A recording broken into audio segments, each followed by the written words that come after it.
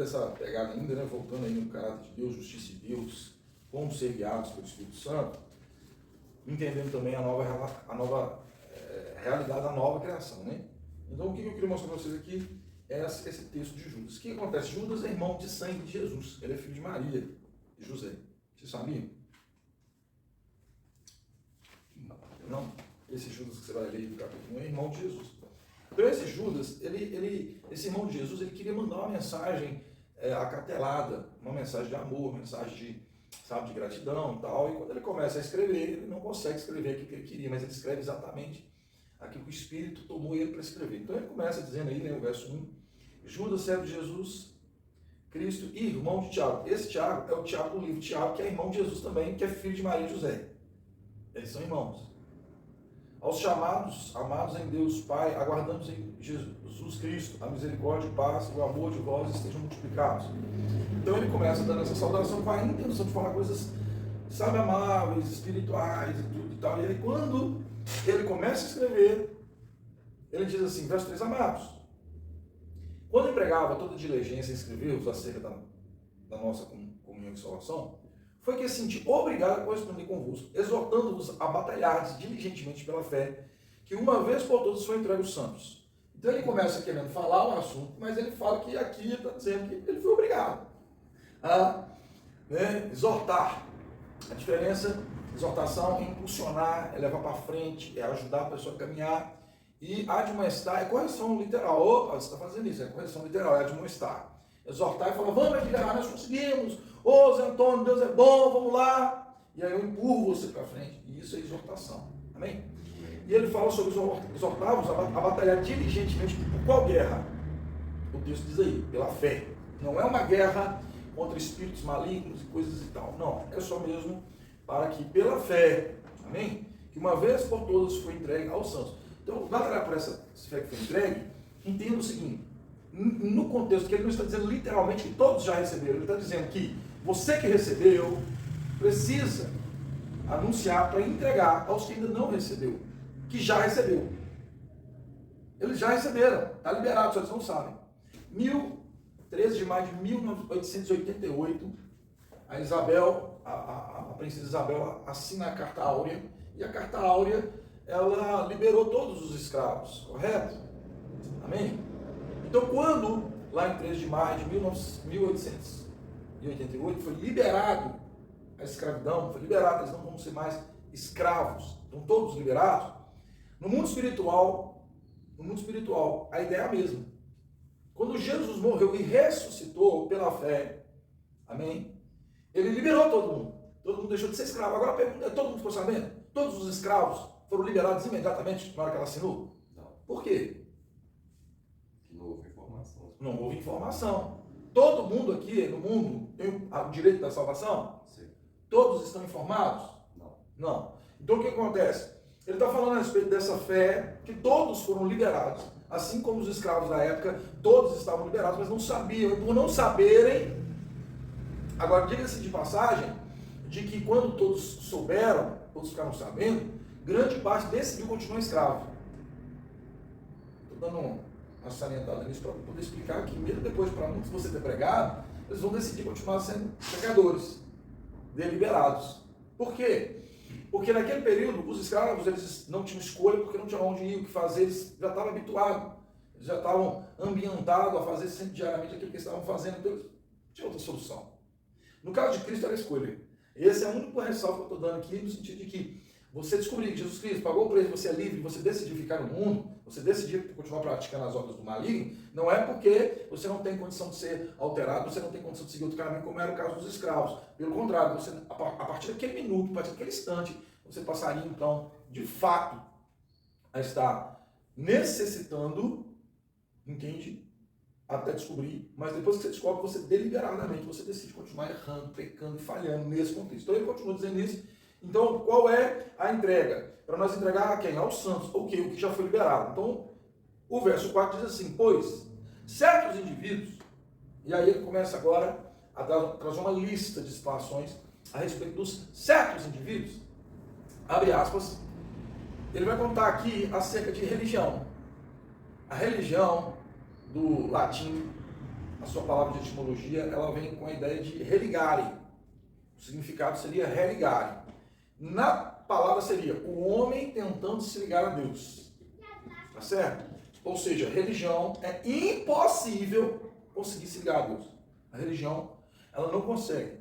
Por mais que o homem se esforce, por mais que o homem, entende, se esmerilhe, ele não vai conseguir fazer, por meio da religião, a se conectar a Deus. Religião não consegue conectar ninguém a Deus. Então a ideia religare do original é a tentativa do homem de se ligar a Deus. Não consegue. Religião não consegue. Ao contrário, o que vai fazer você se ligar a Deus é literalmente o Evangelho. O Evangelho do amor. Não é qualquer Evangelho, não é qualquer doutrina. Nós ainda quando éramos pecadores, não tínhamos nada a oferecer. Ele nos amou primeiro. Ele se doou primeiro. Ele, o próprio Deus, esse Deus lindo, veio tabernacular e morar aqui na terra conosco. O verdadeiro Evangelho é Emmanuel, Deus conosco. Ele, na sua infinita glória, na sua infinita maravilha, ele se humilhou. Como? Como que ele se humilhou? Se esvaziando. Ou seja, toda a glória, tudo estava com ele, era para ele, estava tudo ali, e ele deixou toda a sua glória e veio nascer na criação. Ele nasceu da sua própria criação, ele viveu no nosso meio. Então a ideia é que o próprio Deus nos deu então uma única palavra, uma única mensagem. Ele não tem variações nem sombra de dúvidas. Deus não erra, Deus não falha, Deus não se diminui. Pelo contrário, Deus permanece sendo e sempre será, entende? O Criador, o possuidor de todas as coisas. Mas possuindo tudo, ele nos deu o direito de escolha. Vou repetir.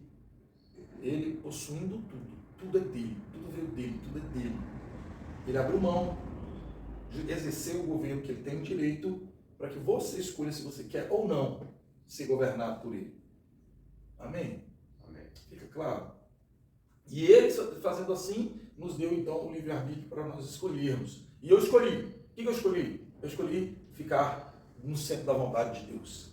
Então, quando ele vai começar a narrativa, ele vai narrar situações que eu vou usar a palavra que nasce mais à frente nos anais da história, que é a palavra religião. Então eu vou citar isso aqui como uma ideia religiosa, mas não era do período, amém? Mesmo eu usando ela aqui, com essa ideia, não existia essa palavra naquele período. Ele vai usar outras palavras para sugerir a ideia de religião. Atos... Qual período que seria? Esse período aqui de Judas é tratando aquele período a qual da perseguição daqueles que foram convertidos e estavam na igreja primitiva. Quando a igreja primitiva foi perseguida pelos judeus, era para matar. Aquilo era blasfêmia. Então, Paulo pegava as cartas de recomendação, se encontrasse algum judeu ou alguém que se converteu ao cristianismo, ele ia matar. Ele iria usar dessas cartas para subjugar e matar os irmãos. Percebe? Então o que acontece? Paulo vem a pedir essas cartas. Porém que Paulo tem um encontro com Cristo. E agora o perseguidor da igreja se torna o servo, e ele se torna talvez o maior escritor do Novo Testamento. Ele acaba sendo então a grande resposta para que o ministério de Cristo na terra se evoluísse com a ideia do Evangelho do amor. Amém? Então ele fala assim, verso 4: pois certos indivíduos se introduzem com dissimulações. Aonde que eles estão sendo introduzidos? No Evangelho, aos quais desde o mundo foram antecipadamente pronunciados para esta condenação. Homens ímpios que transformam em libertinagem a graça do nosso Deus e negam o nosso único soberano Senhor e Salvador Jesus Cristo. E eles vão servir de alguns exemplos para aqueles que pensam em fazer isso. Amém? O verso 5 diz assim: quero, pois, lembrar-vos, embora que estejais cientes de tudo, uma vez por todas, que o Senhor, tendo libertado um povo, tirando-o da terra do Egito, destruiu depois os que não creram. E os anjos, que não guardaram o seu estado original, mas abandonaram o seu próprio domicílio. Eles têm guardado sobre trevas, em algemas eternas, para o juízo do grande dia. Ele não está sugerindo, queridos, que esses demônios em si têm algum poder. Tá certo? Quando Paulo diz, em uma das suas cartas, no mundo há muitas vozes, porém que nenhuma delas tem sentido, algum sentido tem, ele está dando a ideia de que há um poder de influência, mas produzido por meio de vozes. Essas influências produzidas por meio de vozes, elas não têm contato físico com o ser humano. Ou seja, A única coisa que eles podem fazer é falar. E toda a palavra de Deus, ela é pronunciada por meio da fala. A fé fala. A fé fala.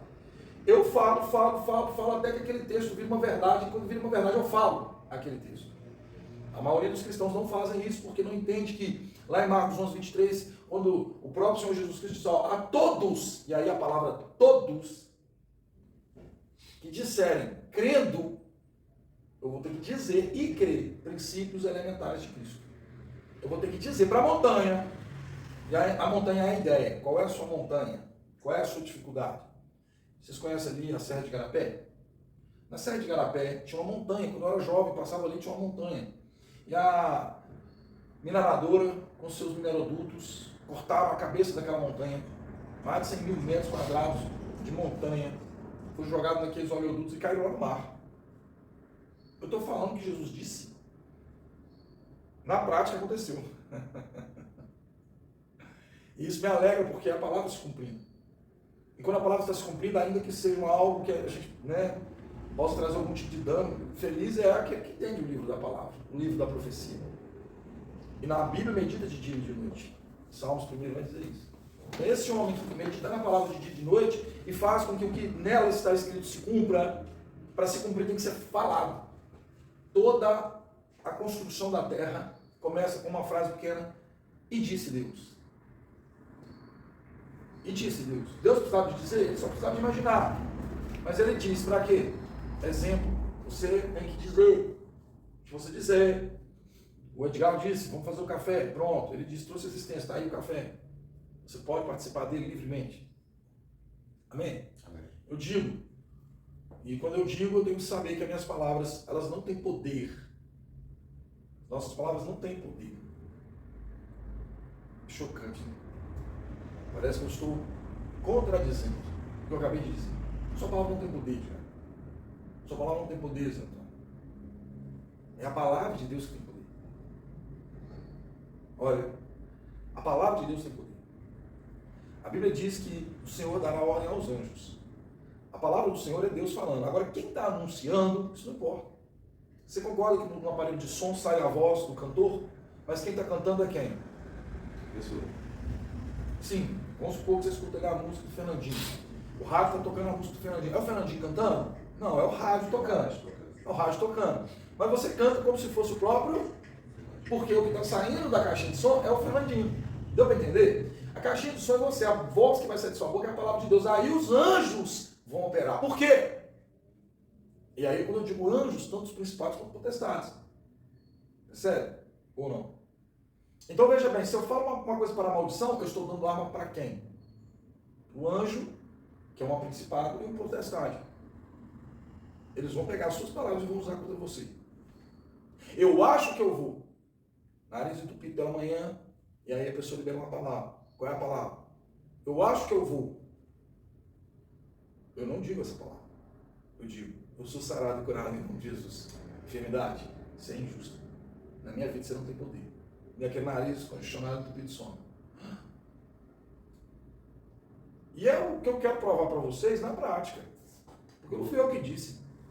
Mas quando você fala assim, que a palavra tem poder, até quebrando um pouco o que eu geralmente falo, nós tínhamos o costume de falar, a palavra tem poder. Quando a gente fala isso de uma forma positiva e não tirada da Bíblia, a gente está negligenciando o que está escrito na Bíblia. Tudo que foi feito por meio da palavra. O verbo, sem o verbo, pegou. Não pegou? Eu vou explicar. A Bíblia diz que Jesus Cristo é o verbo. E o verbo estava com Deus. E o verbo era Deus. E quando Deus disse, por meio do verbo, tudo que foi feito, se fez. E nada do que foi feito não tem como ter sido não feito se não fosse feito pelo verbo. Tudo que você faz, diferente do que você fala, foi o verbo. O verbo é quem? Jesus. Tudo é para ele, por ele. Tudo é para ele, por ele. Tudo é por ele, para ele. E aí ele conclui dizendo, são todas as coisas. Todas. Agora veja bem, como o diabo criou uma contrapartida. Tudo aquilo que se diz de Deus gera vida. Tudo que é de Deus gera vida. E tudo que gera morte é do diabo. Então tudo que se opõe a Deus é contrário à vontade de Deus. E tudo que se opõe ao contrário da vontade de Deus é pecado. Então quando se imagina o seguinte, e aí abre aspas, eu ainda estou naquela aspas, mas abre outra aspas, né? Meio doido. Abre aspas no sentido de que, quando se diz, eu vou torturar até que você negue Jesus, não é para você isso. Então, peraí, como é que o diabo está tentando nesse período? Ele está só sugerindo. Ele coloca uma série de, mas eu sei as astutas ciladas do inimigo, eu conheço todas as artimanhas do diabo, amém? Então ele te pega na distração. Se ele não faz você pecar, ele te faz você se distrair. Porque enquanto você está distraído, você não anuncia o evangelho. Então, se eu estou anunciando o evangelho, por que eu anuncio? Porque são as boas novas do céu. Então, qualquer tratamento fora, e aí a Bíblia já sugere, não fale mal do teu irmão. Por quê? Porque você falar traz existência. Fecha essas aspas. Então, o poder operacional do diabo é a influência, contrária a tudo que se diz Deus. Tudo que se diz Deus. O blasfemo vai entrar no templo e vai blasfemar contra Deus. Tudo contra se diz Deus. E na nossa geração, tudo que está sendo anunciado, está vindo contra a igreja. Contra aqueles que anunciam. Já está, irmãos. Já tem aí uma série de situações se levantando contra a igreja. Para que a igreja não possa mais ser a igreja. Possa ser qualquer coisa, de menos a igreja. A ideia original do diabo, você pode fazer tudo, desde que seja a minha vontade. Dentro da igreja eu posso e pode. O diabo fala, pode. Pode cultuar a Deus? Pode, desde que seja a minha vontade. Entende? Então fechou aspas, continuando a visão. Então se eu disser para você que você precisa entender que a sua palavra, aquilo que você fala, por exemplo, pente, estou dizendo a palavra pente, usando esse pente como exemplo, não tem nada aqui de Deus e nada aqui do diabo, mas toda essa criação aqui levou a Deus. Então, ou seja, eu posso resumir isso dizendo, é de Deus. Porque aqui tem uma sabedoria, para o homem criar isso aqui, teve que ter uma sabedoria, e essa sabedoria vem de Deus. Percebe? Então, no caso, ele não levou a Deus, veio de Deus. Veio de Deus. Toda a sabedoria que se manifesta na terra é de Deus. Todo dom perfeito, toda boa dádiva, está em Tiago, o livro de Tiago vai dizer, todo dom perfeito, toda boa dádiva vem do alto, demandado do Pai das luzes. Quem é luz? Somos nós. Então está falando que é o quê? Só teria como ser derramada a sabedoria sobre a terra se viesse de Deus. Então esse pente aqui tem que ter vindo aonde? Mas ele estava na natureza em formato de plástico? Ele estava lá na natureza? Estava, só não tinha formato de pente. Quem colocou a substância que forma o pente na natureza? Pronto. Então não tem como. Então toda a sua palavra tem que vir da onde? Então qualquer coisa que gera morte não pode ser de Deus. E fazer o filtro do que você fala e pensando como você fala, fazer o filtro é o evangelho. Por quê? Porque quando o diabo sugeriu no passado, encontrei isto na web. Quando o diabo sugeriu isso no passado, ele sugeriu o quê? Foi assim que Deus disse, Eva, não comereis. E Eva de pronto começa a dizer, nem comereis, nem tocareis. Ela ainda acrescenta, dando para o diabo a certeza de que ela não tinha convicção. Talvez Adão teria. E às vezes, o diabo já tentou Adão uma vez. Mas Adão não caiu. Então, no pressuposto de que ele pode até, não está escrito também, irmãos, não está escrito, eu estou sugerindo a ideia. Ele pode até ter tentado Adão e não conseguiu. Ele não achou brecha em Adão. Ele vai então para Eva. E ele faz uma especulação. E ele pergunta, foi assim que Deus disse? Não comereis e nem tocareis. Ela disse. E aí ele fala, mas não é isso. Por quê? Assim como Deus é, na hora que você comer, assim como ele é conhecido, você também será. Na verdade, ele já era. Adão e Eva foi feita a imagem semelhante de Deus. Eles já eram um tipo de Deus. Eles já tinham um tipo de governo. Então a ideia ali era sugerir para eles retrocesso. Pegando o quê? Uma informação errônea. Quando eles pegam a informação errônea, quando ela come do fruto, ali abrem-se os olhos. Ou seja, o Adão come e lhe abrem-se os olhos. Então eles deram exatamente o que o diabo queria. O contrário da fé, a dúvida. E a dúvida gerou morte, matou Adão e matou Eva. Matou deliberado? Comeu e morreu? Não. Aí Deus chega, não encontra eles na posição ideal e questionando, onde estás, Adão? E ele fala, tive medo. Comeste do fruto que eu disse que não era para comer? ele comeu. E o mais lindo é entender essa próxima parte. Que próxima parte? A parte que se diz que o próprio Adão assumiu a culpa, bateu a mão no peito, eu comi, Senhor, me perdoa. Agora eu não sou mais digno. Foi assim, exatamente, cada um fez. Foi ou não foi? Responde, irmão, vai ficar gravado. Não. Nós sabemos que não. Adão pegou a culpa e transferiu, tanto para Deus quanto para Eva. Qual é o maior pecado que nós cometemos? Transferir a culpa. O maior pecado? É. Transferência de culpa. Transferência de culpa. Você é o culpado, mas você quer transferir para outra pessoa. Não, mas aconteceu com outro fulano, porque não sei o quê, tá no acidente de trânsito. Eu pergunto, quem tem culpa? Acidente já é uma sugestão de que ninguém tem culpa. Mas bateu, achei que estava errado. Aí o outro, achei que estava errado. Quem estava errado? Porque é um acidente, ninguém estava com intenção de bater no outro, sim ou não? Ah, mas você fechou, mas você fez, sim, eu fiz o errado do trânsito, mas não era a minha intenção te dar prejuízo, um erro da minha parte. Acontece, não acontece? No momento do carro da situação ali, alguém tem que assumir a culpa, porque alguém vai pagar o preço. Mas suponhamos, precisaria cumprir o relação sobe e a pessoa desce, ela está errada. Sim. Então ela causou um acidente. No código de trânsito ela está errada, mas quem disse para você que ela ser mão única é uma obrigação? É uma sugestão. A lei de trânsito. Ela só sugere. Depois que ela sugeriu e vem o erro, a punição. Sim. Porque vamos dizer o seguinte, quantas vezes alguém pode vir na contramão de uma rua com uma rio comprida? Por alguma razão, por algum motivo, por alguma falta de informação. Aí ele não sabia. Aí o cara vem, não sabendo, bate de frente com o outro. Ele é o culpado, tá óbvio, todo mundo sabe que ele é o culpado. Mas se ele bateu o pé e falou, não, mas você também é o culpado porque você me viu, você viu eu vindo, você não sabe por que eu estava vindo, você deveria ter parado seu carro. Só que você tem razão, você está na pista certa, você vai bater no meu carro? Eu estou só sugerindo a ideia. Certo. Então eu transfiro a culpa para o outro. Eu não assumo a responsabilidade. Eu não assumo a responsabilidade. Eu fiquei chateado porque eu não estava achando o celular, queria chegar aqui no horário, acabei atrasando. Já vim chateado hoje, eu atrasei quando o celular não achou o celular. Então eu já estava com uma frustração e sem saber onde o celular estava. Chegou aqui, o celular está aqui. Então o que eu deveria ter feito? Não vai resolver eu achar esse celular agora. Deixa esse negócio, eu vou embora, cumprir meu compromisso. Se eu tivesse vindo nessa pegada de chegar aqui e achar o celular. Então quer dizer que eu atrasei para. De quem foi a culpa? O Cassel é o culpado estava aqui dentro. Mas como é que eu ia explicar uma lógica para vocês? A sorte de que quando vocês entrou, vocês viram o celular ali. Eu falei aqui, ó, culpado por eu ter atrasado. Verdade. Eu transferi a minha responsabilidade para. Celular.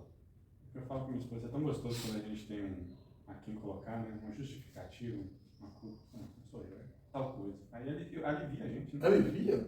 Você põe alguém como responsável. Mas eu vou falar uma coisa que vai deixar vocês extasiados.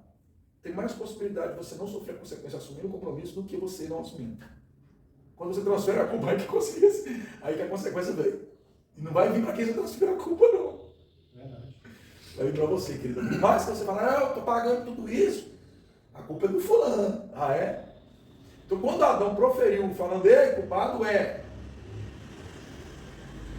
Então, transferiu a responsabilidade. Quando Judas está escrevendo a carta, ele está dizendo que, depois de uma poderosa revelação, introduzindo-se sorrateiramente ao Evangelho de Cristo, homens, que tipo de homens?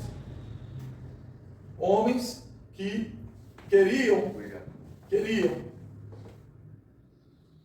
eu vou ler o verso 4 novamente, pois certos indivíduos, então quer dizer, ele já tinha identificado quem era, se introduzem com dissimulações, como quem não quer nada, desde muito foram, os quais desde muito foram antecipadamente pronunciados, o próprio Jesus anunciou, viram homens em meu nome. Para esta condenação, homens ímpios que transformam libertinagem em libertinagem a graça do nosso Deus e negam o nosso único e soberano Senhor, Jesus Cristo. Aí ele começa então a narrativa, para trazer as consequências, para que a gente possa então fazer o filtro. Esse filtro é importantíssimo, porque dependendo das associações, dependendo com quem você anda, entenda, você pode ser influenciado por um espírito maligno que está influenciando aquele irmão. Então, quando fala sobre anunciar aos que estão livres, mas não sabem, tem que ter então o quê? Uma cautela para poder fazer esse anunciar. O verso 5 diz: quero, pois, lembrar-vos, embora que estejais cientes de tudo, uma vez por todas, que o Senhor, tendo libertado um povo, tirando a terra do Egito, destruiu-os depois que não creram. Como que Deus destruiu? Deus matou? Ou simplesmente entregou eles às próprias sortes? Ou seja, Deus tinha um propósito para entrar na terra prometida. Eles querem voltar para o deserto. Deus matou? Não. Eles fizeram uma escolha? Sim. Quando eles fizeram essa escolha, em quem eles colocaram a culpa? Deus. Não, tudo bem. O propósito era de Deus. Mas quem foi o culpado? Deus. Para eles voltarem a morrer Eles no mesmo. deserto. Tudo bem, eles mesmos. Mas quem foi de fato os culpados? Lembra que 12 espias foram à terra prometida? Josué era um deles, Caleb era um deles. Fala outro nome. Por que você não sabe? Só fala esses dois. Porque os outros não têm nada dentro do contexto de Deus para restaurar a nossa memória. Mas Josué e Caleb tem. Mas os nomes deles são citados. Mas ninguém quer saber. Agora, uma das artimanhas do diabo, abre aspas. O cara tem uma Mercedes 250, vale 1 milhão. Você olha para a Mercedes do cara, não, que Mercedes maravilhosa. Fruto de corrupção. O cara está no centro de oncologia com câncer. E agora? Você quer a Mercedes dele? Você não entendeu? Não. Vou explicar. O cara tem uma Mercedes de 1 milhão. O cara olha para a Mercedes e deseja a Mercedes do cara. Eu quero essa Mercedes para mim. Beleza, tudo bem que você quer essa Mercedes? Porque incutido nessa Mercedes tem um espírito de corrupção. Ele se corrompeu por várias e várias vezes para ter aquela Mercedes. Agora o resultado da sua corrupção é ele com câncer numa fase terminal. Você quer a Mercedes dele agora? Não. Porque para você ter o ônus tem que ter o bônus. Para você ter o bônus tem que ter o ônus. É o salário do pecado, irmãos. Eu falei isso não. Viva uma vida simples, mais honesta. Viva uma vida justa. Por quê? Eu não quero o ônus de uma conquista de uma Mercedes na base da corrupção. Então o que acontece? Quando Deus disse não desejar aquilo que é do seu próximo, Ele está querendo abrir seus olhos acerca do que ele recebeu como recompensa da corrupção. Ele tem uma Mercedes, amém? Ele tem um casal, amém? Mas você desejando essas coisas, vocês não sabem o que está por trás. Por não saberem, o que acontece? Vocês podem contrair maldição. Todo mundo vê meu carro, eu pago ele prestação, acho meu carro bonito, não, que carro bonito, mas ninguém sabe o esforço que eu tenho que fazer para pagar as prestações. Você quer esse ônus? O bônus é o carro, tá lá, lindo, bonitinho, gostoso, você anda. Mas e o ônus? As igrejas não querem o ônus, elas só querem o bônus. As igrejas que estão, ou a religião que está pregando vantagens, estão lotadas. E não são verdades, são vantagens. Mas quando se prega vantagem, faça o voto, faça isso, faça aquilo e prospere, dentro dessa vantagem tem o ônus. Só que a pessoa não entende que se o esforço que ela fizer, mediante a palavra de Deus, por quê? Porque, eu vou dar um pequeno exemplo de alguém que ouviu a frase assim, dê seu carro, quem tem um carro, dê um carro, porque Deus vai honrar, vai dar um melhor. E eu vi um cara fazer isso, o cara deu mesmo, de papel passado e tudo. E o carro era uma ferramenta de trabalho dele. Passou fome, miséria, dor, angústia. Hoje a igreja para ele não presta, hoje o pastor para ele não presta. Agora, como é que ele caiu nisso? Porque um espírito maligno introduzido sorrateiramente dentro da igreja por meio de homens, e aí o texto vai continuar a dizer, fez com que aquele outro caísse. E aí a Bíblia diz, ai daquele que fizer um pequenino pecar.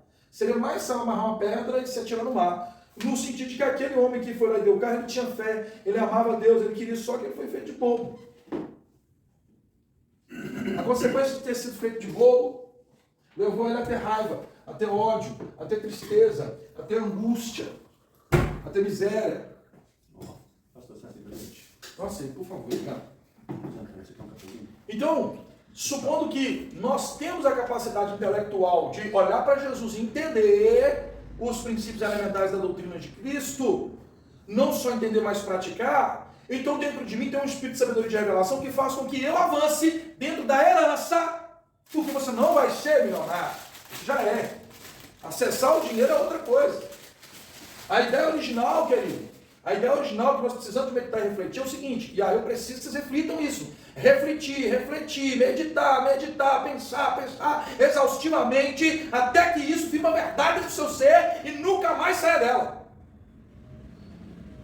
Porque tudo que Cristo disse é perfeito.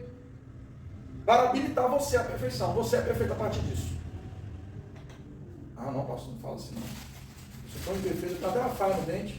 Faz assim não. Eu tenho até freio no pé. Não fala que eu sou perfeito, não. Você é perfeito. Deus, na sua concepção, você foi perfeito. Deus não erra. É perfeito. Agora, o que tem que ser mudado dentro de você, o que tem que queimar dentro de você, o que tem que fazer você ficar fervoroso, é pegar as palavras das convicções e aplicar. Porque como que eu vou saber se a semente é do fruto tal se eu não plantar? Eu pego o fruto a partir do que eu plantei. Meu Deus, acorda, igreja. É o que eu prego para a igreja. Se eu planto, eu vou colher. Aí nasce um baguinho de feijãozinho lá. E a pessoa olha para o baguinho de feijãozinho, aquela vagenzinha. Ele sabe que plantou o quê? Feijão, o fruto falou. Então, peraí, se eu pegar a palavra do Senhor e aplicar a palavra do Senhor, quando eu disser a palavra do Senhor, os anjos vão ter ordem e vai começar a fazer a meu favor aquilo que a palavra está dizendo, que eu estou pronunciando. Sim, se eu falo sobre miséria, dor, sofrimento, eu estou vivendo dor, sofrimento e miséria. Mas se eu falar de vida com abundância, eu vou viver vida com abundância. E aí, creia ou não, querido, o mundo vai contribuir a seu favor. Sabe por quê? Porque em certa parte da Bíblia está escrito em Romanos capítulo 8, se Deus entregou o seu filho, não poupou o seu próprio filho, antes o entregou por nós, não nos dará com ele graciosamente todas as coisas? Não preocupeis com o que é a vez de beber, não preocupeis com o que é a vez, está escrito em Mateus. Eu estou juntando os textos para dar um enredo. Por quê? Porque essas coisas correm atrás dos gentios, dos pecadores, os que não entendem. Você não precisa correr atrás, você é filho. Ah, pastor, você está me dando a ideia de ficar em casa e cruzar os braços? Isso é pobreza. Tudo que não produz é pobreza. A palavra, a etimologia da originalidade da pobreza é ser improdutivo. E isso é pobreza. E o rico é o quê? Toda pessoa que tem a capacidade de produção e produz é rico. Mesmo sendo na proporção pequena. Aí você vê uma criança vendendo paçoquinha no sinal. Você acha que ela está ganhando quanto ali por dia? Ela ganha mais do que você no mês, meu filho. Mas a pergunta é justo ou injusto? Uma criança no sinal vendendo paçoquinha. Eu conversei com uma, ela falou que vende mais de 1.000 paçoquinhas por dia. Faz a conta aí no lucro de 50 centavos, quanto que ela ganha. É, irmão! É uma criança que está ali, comove as pessoas a comprar paçoquinha. Estratégia do diabo. E se alguém se levanta contra aquele que está pondo aquela criança naquela condição, porque aquela criança não teve essa ideia sozinha, por trás daquilo tem um barbudo, tem um cabeçudo, tem um filho do cão. Vai lá e sai do seu carro e vai lá criar uma confusão, chamar o conselho tutelar. Você é o caos, você é a pior coisa que tem na terra. Na verdade, você estaria fazendo o que é justo. Somos corruptos, irmão, compramos a paçoquinha.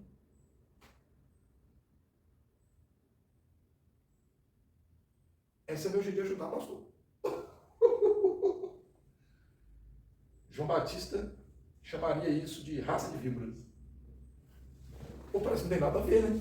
Pô, pastor, não tem nada a ver, cara. Eu comprei uma paçoquinha, tô ajudando.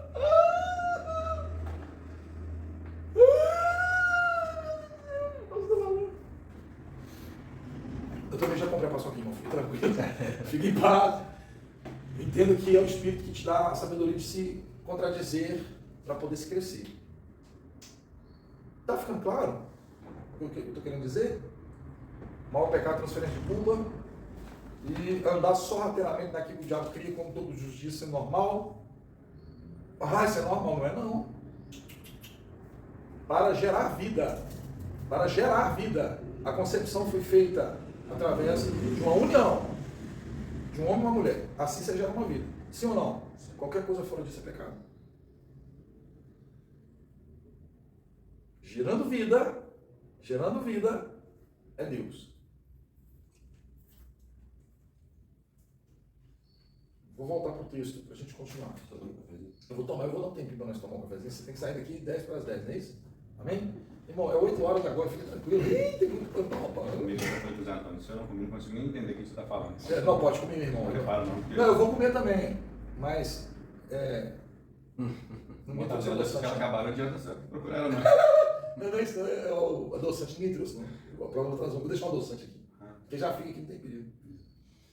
Porque café com leite, eu não tomo café, aí eu preciso do adoçante. no leite, quando misturo o leite, entendeu? É que agora que eu me toquei. Mas isso é coisa de bobagem minha. Mas eu bebo do mesmo jeito. Açúcar você não toma? Não. Mas não que eu não beba coisa que tem açúcar. Eu bebo só café que eu não tomo com açúcar. Só isso. Verso 6. E os anjos que não guardaram o seu estado original, mas abandonaram o seu próprio domicílio, eles têm guardado sobre trevas, em algemas eternas, para o juízo do grande dia.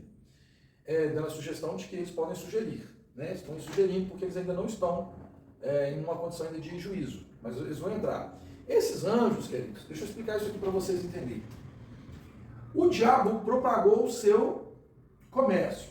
E ele não falou só para um anjo, ele falou para todos os anjos. 1/3 foi convencido. De um inteiro, em 3 partes, 1/3 foi com ele. Faça aí uma conta aí, o que você acha? Você está no melhor lugar, vivendo extraordinário. O que te faria você sair desse lugar? Qual seria o comércio que o cara teria que estar vendendo?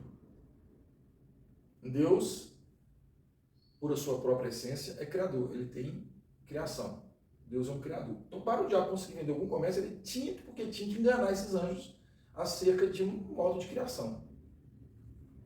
Ele tinha que ser o criador de alguma coisa para poder provar para eles que ele também tinha o mesmo poder que Deus tinha. Percebe? Bom, essa pauta é uma pauta complicada, mais profunda, vou deixar para mais para frente, amém?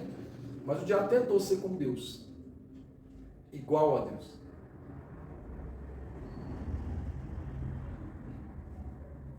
Entre o versículo 1 e o versículo 2 de Gênesis capítulo 1, há um deleite de tempo de milhares de anos ali, e a terra era sem forma e vazia. O Espírito do Senhor parava sobre a face do abismo. Quem preencheu os buracos da terra, se Deus não faz nada errado? A natureza foi criada não a partir de Deus. Um jacaré que voa, dente. Não vamos entrar nisso depois. Já ouviu falar de um camarada chamado dinossauro? A Bíblia explica sobre o dinossauro, cara. Você acredita? Mas diga me olhando. Será? Lá em Jó tem um camarada que parece dinossauro. Um crocodilo. Diante desse demônio, até a tristeza salta de alegria. Você pode estar tão triste, tão triste, tão triste. Ele é tão ruim, tão ruim, tão ruim. E até sentir tristeza diante dele é alegria. Uau! Tem gente que fala que ele é Deus, não é. Tá? Não é Deus. Não consigo ver como os pregadores falam que aquilo ali é Deus. No meio de Jó aparece aquele bicho que é contado, parece que não tem nada a ver com a história, mas tem tudo a ver, mas não é nada. Mas é a pauta da próximas e próximas. Amém? Próximos capítulos. É isso. E nós vamos avançar. Mas a ideia dos dinossauros ter existido é real. Os combustíveis são fósseis. Houve uma coisa que trouxe desordem na Terra. No capítulo 1, disse Deus, né? Nesse contexto aí, a gente sabe que Deus formou a Terra. Deus fez a Terra. Mas no capítulo 2, ela era sem forma vazia. Mas Deus fez a Terra errada? Sem forma errada? Atrapalhada? Não. Então o que aconteceu que ela ficou no caos? O que aconteceu que não tinha luz? A ponto de Deus dizer, haja luz, porque tinha trevas. A terra sem forma, toda deformada. Hoje os buracos da terra preenchidos com os fósseis. E tem um porquê, amém? E esse porquê é para trazer uma essência, amém? Mas tudo isso diz a palavra do Senhor, vai ser revelado no tempo oportuno. Porque as coisas ocultas pertencem a Deus, mas as reveladas pertencem a nós, aos nossos filhos. Então quando for revelado, você vai poder tomar posse, amém? Continuando. Guardado para o grande dia, ou seja, o juízo, né? Verso 7. Como Sodoma e Gomorra. Então ele já falou sobre o pessoal que voltou do deserto, ele já falou dos anjos caídos, e agora ele vai falar sobre Sodoma e Gomorra. E as cidades circunvizinhas que, havendo sido entregue à prostituição como aqueles, seguindo após outra carne, são postas, por exemplo, no fogo eterno, sofrendo punição. Ora, esses da mesma sorte, quais sonhadores alucinados, não só contaminaram a carne, como também rejeitaram o governo e a difamação de autoridades superiores. Contudo, o arcanjo Miguel, quando contendia com o diabo, disputava a respeito do corpo de Moisés, não se atreveu a proferir juízo infamatório contra ele. Pelo contrário, diz o Senhor, te repreendas. Ou seja, só Deus iria repreender porque ele entendia o governo que havia sobre o diabo. Amém? A pergunta é, por que Deus não deixou o corpo de Moisés? O que você pode falar aí, Zé? Não entendi. Verso 9. Contudo, o arcanjo Miguel, quando contendia com o diabo, disputava a respeito do corpo de Moisés. Não se atreveu a proferir juízo infamatório contra ele. Pelo contrário, disse, o Senhor te repreendas. Por que Deus guardou o corpo de Moisés? Não deixou o diabo pegar?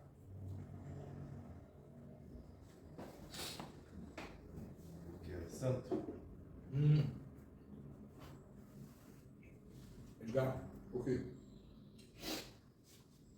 Olha, eu entendo que se ele se apropria ali do corpo de Moisés, ele poderia gerar um engano, trazendo Moisés novamente ali. Uma idolatria. Exatamente. O que isso sugere é o seguinte: aquele período ali, a técnica de embalsamento era tão perfeita, que os faraós já detinham essa técnica a qual o corpo seria embalsamado e o corpo não se deteriorizaria. Então, ou seja, Moisés estaria ali petrificado e haveria o quê? Idolatria.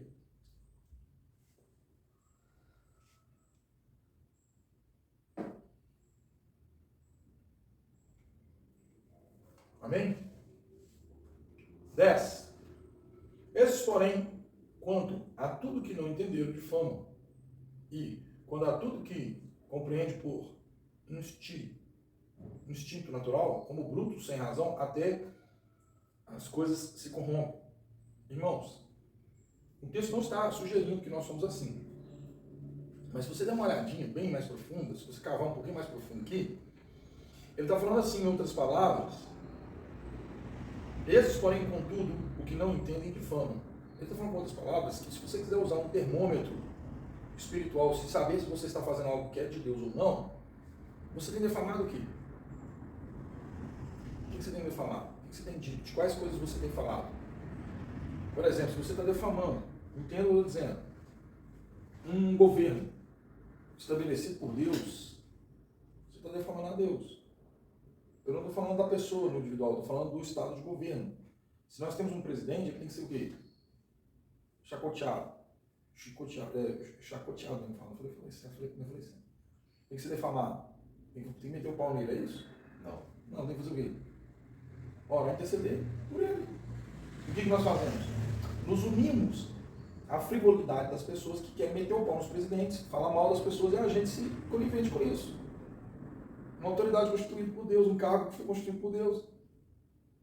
Outros dias aí fizeram tanto, difamaram tanto, aí eu te pergunto, essa nação consegue crescer espiritualmente? Não.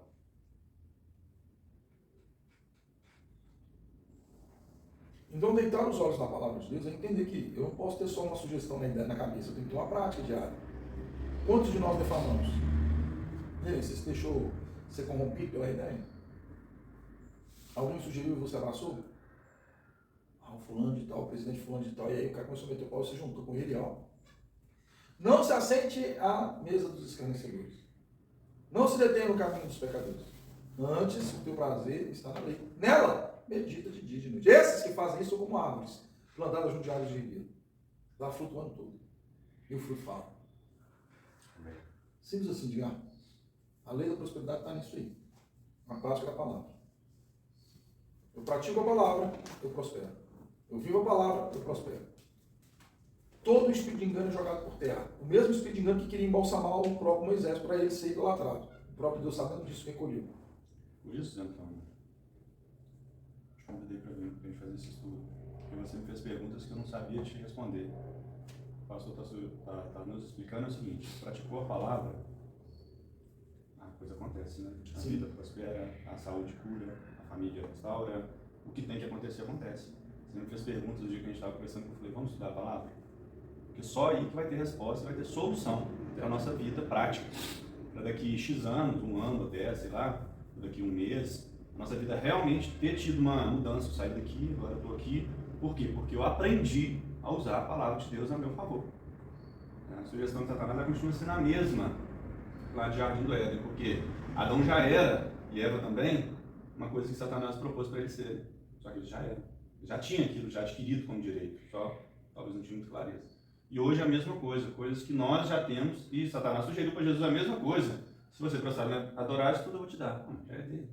O que ele vai dar para Deus, para o Filho de Deus? Né? Para nós hoje é a mesma coisa. Nós temos sugestões de Satanás na nossa vida de coisas que nós já temos. Já deveríamos estar usufruindo, mas não estamos, por conta de não termos conhecimento, ainda vem a sugestão errada de Satanás e causa o quê? Um retrocesso. Então, qual é o problema? Aí eu vou botar você ali na fala do que o Edgar falou. Jesus falou assim, meu povo padece porque lhe falta o quê? Conhecimento. Então quer dizer, promover o conhecimento. Peraí. Nós temos ou não temos a matéria-prima do estudo? Temos. Então por que ele falta conhecimento? Jesus estava ficando doido? Jesus estava ficando doido? Ele estava sugerindo que nós tínhamos que criar um conhecimento para que o povo pudesse ter ele, ou o conhecimento já era gerado? Então quando ele disse assim, meu povo falta conhecimento, não é no sentido de ter acesso, é de não querer. Você fez quanto tempo de faculdade? Estou fazendo. Sim. São quantos anos? 4? Pois é, você vai focar numa matéria durante 4 anos, e no final dela você tem que ser capaz de... Sim ou não? Sim. Eu te dou só um ano de Bíblia, você vira mestre. A respeito do assunto. 1 ano. Você foca em 4 anos para fazer uma matéria que só vai te render dinheiro. Eu estou te falando de você focar 1 ano numa matéria que vai te dar tudo. Isso E quando eu falo tudo, é tudo, irmão. Isso que você está falando é tão fato, que eu até comentei com o Edgar, que às vezes dá vontade de parar de fazer o que eu iniciei e voltar para a questão de praticar. Talvez seja isso, irmão. Talvez essa nota que está no seu coração está falando assim, você é macho mesmo? Você é macho? Tem brilho na cara? Então vamos. Eu estava querendo fazer o carisma, só que ele até me chamou, né, de fazer, mas para mim ainda não é o momento ideal, não. Foi o primeiro encontro com Deus, né? Depois do cara. Mas o encontro já fala que já tem já há muito tempo, né? Passar por telão, né? Agora o carisma tem que... Sobre essas questões eu deixo o Espírito guiar vocês, amém? Eu não vou, porque eu sou favoritista. Eu favorizo aquilo que eu estou me alimentando, né? Então eu não iria falar nem A nem B, deixo o Espírito guiar vocês. Porque talvez o que deu certo para mim não vai dar certo para vocês. Talvez o que, né, eu estou falando de, amém? Vai ficar no ar. Deixa no ar também não. Mas busque conhecer a palavra. E isso é uma forma de viver e a única forma de viver. Não tem outra forma de viver. Ah, não tem, velho. Não adianta você discutir comigo. Ou é Bíblia, ou é Bíblia. É Bíblia para dentro ou para fora. Essa frase, eu criei essa frase, vou fazer uma camisa. Bíblia para dentro, tem. Problema para fora. Não tem conversa. Eu criei essa frase lá na igreja, a gente pegou como jargão e estamos falando. E pegando o gancho seu, então, eu vou citar não pelo fato de que está aqui, mas eu não compartilhei com ele ainda não. Ele coloca lá no status dele, Jesus Cristo, esse eu indico, né, mesmo? Quando eu leio assim, eu fico realmente contente de ouvir essa frase. O que acontece, Zé? Desculpa, você não concluiu. Você vai concluir. O que acontece, Zé? É que toda vez que eu deito nos olhos da palavra, eu começo a olhar para a palavra, cara, eu tô sofrendo o que eu quero, cara. Eu tô uma miséria na terra que eu quero, cara. Eu quero. Eu escolhi isso pra mim, rapaz. Aí eu olho pra mim e falo assim, meu Deus. Por que eu tô sofrendo? Olha aqui. Sabe? Você olha pra palavra e fala assim, rapaz, tá aqui, cara. O segredo tá aqui, a solução tá aqui. Por que eu tô sofrendo, pô? Por que eu tô nessa miséria ainda? Por quê? Porque eu sou... Aí eu começo... Nossa, eu sou cabeça dura demais. Olha aqui o que cada um está falando. Olha aqui o poder. Olha aqui a graça. Olha aqui a miséria que eu estou vivendo aqui. Olha o que Deus está falando aqui. Ele está falando assim, deixa eu falar. Se credes e me ouvis, comereis melhor. Deixa de ser cabeção, senhor. Ele não fala assim, eu estou falando, simulando. Que eu falaria. Irmão, quando você conseguir pegar a totalidade de Bíblia dentro do seu ser, acabou. Provavelmente você vai descobrir coisas que você está no meio do caminho, que nunca nem era para você ter entrado, você entrou porque você realmente não consultou o Senhor. Você negligenciou o governo do Espírito que há em você.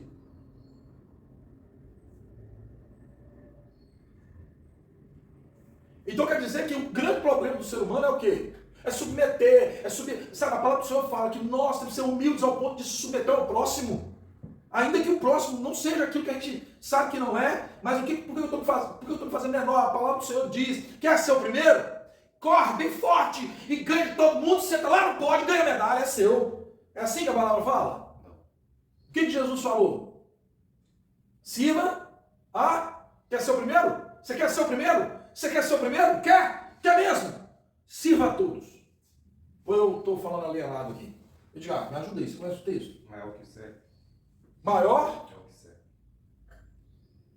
Agora veja bem, eu estou falando de uma abstenção que Jesus promoveu. Eu te faço uma pergunta óbvia. Se você se abstesse de como Jesus absteve, você ia ser morto e crucificado? Porque o que está acontecendo é exatamente o contrário. Quem se abstém agora na lei da graça só prospera. Os pastores que eu vejo que estão na lei da graça, que não falam besteira, que não pregam fora do contexto, estão tudo no auge, irmão. Os caras estão tudo no top. Por quê? Porque os caras estão promovendo o reino. E nesse promovendo o reino, eles estão sendo exaltados para que eles brilhem cada vez mais. Eu estou falando de ministros poderosos, ministros gloriosos, ministros que pregam. Eu não estou falando dessa patetada que tem por aí, esses patéticos que tem por aí, não. Eu estou falando dos proféticos. Quando você fala pastor, qual que seria? Quais seriam? Os nomes? Eu vou dar um exemplo de um camarada que eu, assim, hoje você já está assimilado a ele. Luciano Subirá, por exemplo. Cara, come, irmão. Come, Luciano Subirá. Come. Vai ter um evento com o Luciano Subirá, vai lá, irmão, participa. Eu poderia sugerir outros, mas o muito também, entenda, é enfado da carne. Muito estudar é enfado da carne. O que nós temos que entender é o seguinte: eu estudo uma parte, entendo e pratico. Tiro o fruto da prática, está consolidado. Estudo, alimento de novo, pego novas visões dentro do que é revelação, que você não vai divergir do que a Bíblia diz, não pode. Entendi de novo, pratiquei, consolidou. Tudo que você praticou da palavra te dá o discernimento do que é bem e do que é mal. Hebreus capítulo 5, lá nos últimos versículos, vai dizer: vocês deveriam ser mestres, é necessário então de leitinho materno, enquanto deveriam ser mestres. Pelo trabalho exercido, as faculdades mentais exercidas, pudessem discernir tanto o que é bem quanto o que é mal. Hebreus capítulo 5, lá para os últimos versículos. Comecei a ler Hebreus essa semana, pastor, e inclusive no início do 6. É as doutrinas básicas de Cristo. Aí me arrebentou. Porque aí ele fala assim, ele dá essa paulada aí no 5, né? Você já devia ser mestre, mas vocês precisam ainda de leite. Aí no primeiro versículo do 6 ele fala: então vamos deixar os ensinos elementares a respeito de Cristo e vamos avançar para a maturidade. E olha para estudar Jesus, o cara dele. Essa, Antônio. E aí você, meu irmão, nós estamos nesse aqui, ó. Nós todo mundo. Vai com essa Estamos nesse leitinho aqui, sabe? E por falta de ter o conhecimento, por falta de ter a Bíblia à nossa disposição, não é não. É falta de vergonha na cara mesmo. Entendeu? Então, meu povo padece. Se a gente tem alguma coisa ainda que a gente ainda não alcançou, a responsabilidade é nossa. Sua, minha, né? E Paulo está aconselhando aqui. Avança logo. Lê logo a Bíblia, vamos avançar para o que é o mais importante, porque eu vou ficar ter que remoendo os princípios básicos até quando? Vou ter que voltar lá no arrependimento das obras mortas, as doutrinas elementares, as coisas que já deveriam estar consolidadas, juízo eterno, ressurreição dos mortos, coisas que fé em Deus. O cara falou, você tem que ter fé em Deus. Você não me pregação sobre isso de novo? Será que eu preciso de novo as mesmas coisas? Será que eu já não posso considerar aqui alguma coisa consolidada na minha vida para eu avançar? É isso que eu me sinto aqui. Poxa, estou tomando leite até hoje. São 6 princípios elementares de Cristo. Fé em Deus, arrependimento de obras mortas, juízo eterno, ressurreição dos mortos. E tem um aqui que eu não estou lembrando. Lembra, nós, não? Batismo. Posição das mãos. Batismo, posição das mãos. Batismo, posição das mãos é 1. Fé em Deus é 2. Ressurreição dos mortos. Ressurreição dos mortos. Juízo eterno. E fé em Deus. Fé em Deus. Então quer dizer então, se Paulo está dizendo para aquela galera que já tinha isso aí como, irmão, você é leitinho, você está querendo explicar fé em Deus ainda? Não, hoje nós estamos todo mundo no leitinho, cara.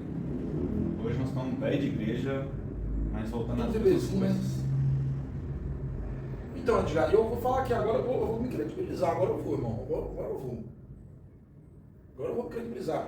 Quando eu disse que algumas pessoas eu acessei tentando explicar isso aí, sabe o que eles me fizeram? Deram as costas. Por quê? Porque eu sou Jonas, o louco. Entende? Hoje o Edgar está aqui, ele pode me querer credibilizar. Eu tenho certeza absoluta que as pregações, a forma de ver a Bíblia, o avanço que o Edgar teve nesses últimos dias foram infinitamente maiores do que todas as histórias dele de caminhada cristã. Mas eu não quero salvar essa glória para mim, não. Eu estou falando isso pelo Espírito que está operando nele e revelar isso para ele agora. Agora, se você olha para a Bíblia, você vê totalmente diferente. Mudou tudo. Mudou ou não mudou? E isso nós não estamos ainda nem na... Eu já misturei aqui 5 matérias. Eu poderia aprofundar mais. Eu ainda tenho 19 matérias ainda, que eu ainda vou passar para vocês. Eu estou... Na pedagogia, você tem a forma de aplicar os estudos, né? Certo. Então, pedagogicamente, eu não posso pular uma parte, pular para outra. Se você está gostando dessa, imagina o que vai vir lá na frente. Se você está gostando disso, você vai ver o que você vai ver lá na frente. As concordâncias, irmãos, das palavras, dentro de contextos, que você vai falar assim, não tem cabimento. Esse texto aqui eu já li 200 vezes, mas agora que me tirou. Por que esse entendimento só chegou agora? Porque só agora você está sensível à voz do Espírito. Então a nossa arrogância é nesse sentido, as nossas duras serves, a qual Deus prega, vocês são um povo de duras serves, me adoram com os lábios, mas o seu coração até longe de mim, vocês não sabem de nada, inocente. Isso me envergonha, rapaz. Eu estou com a vida aqui passando uma peleja, eu olho para a Bíblia e a Bíblia fala assim. Eu já falei sobre a história do Espírito Pedgal, vou falar para você, talvez eu tenha falado. O homem comeu uma feijoada. E ele passou, brincou com todo mundo, conversou com todo mundo, amou todo mundo, sorriu para todo mundo. Quando chegou no banheiro, a casca do feijão estava no primeiro dente. Quando ele olhou no espelho, ele com raiva do espelho, ele quebrou o espelho e falou: espelho, por que você está mostrando essa casca de feijão? Foi isso que ele fez? Não. Quando ele viu no espelho, o que ele fez? Tirou a casca. A Bíblia é o espelho. Sabe nos cultos? Quando alguém vira e fala assim, glória a Deus, aleluia, porque luz, explosão de luz aconteceu dentro dele. Por que é explosão de luz? Porque uma verdade chegou. E esses eram os momentos, irmãos, que as pessoas tinham que falar aleluia, glória a Deus, e aí o pregador se sentiria motivacionado a fazer mais. Ele já estava motivacionado pelo Espírito, mas ele se sente mais motivado pela igreja. Sim. Eu falo isso na igreja.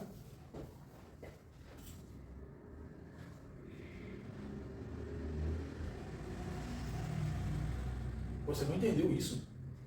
Vou repetir. Você não entendeu, não? Eu vou repetir. Você tem a Bíblia como um espelho. Era a hora que todo mundo diz, aleluia, glória a Deus, entendi. Que se eu ler a Bíblia e ela estiver falando que eu estou errado, quem muda? Eu ou a Bíblia?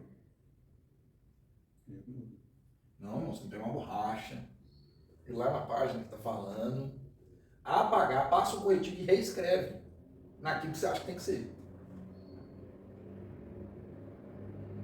Eu estou sendo sarcástico aqui porque a sensação que me dá é que as pessoas querem que isso aconteça. Não vai acontecer.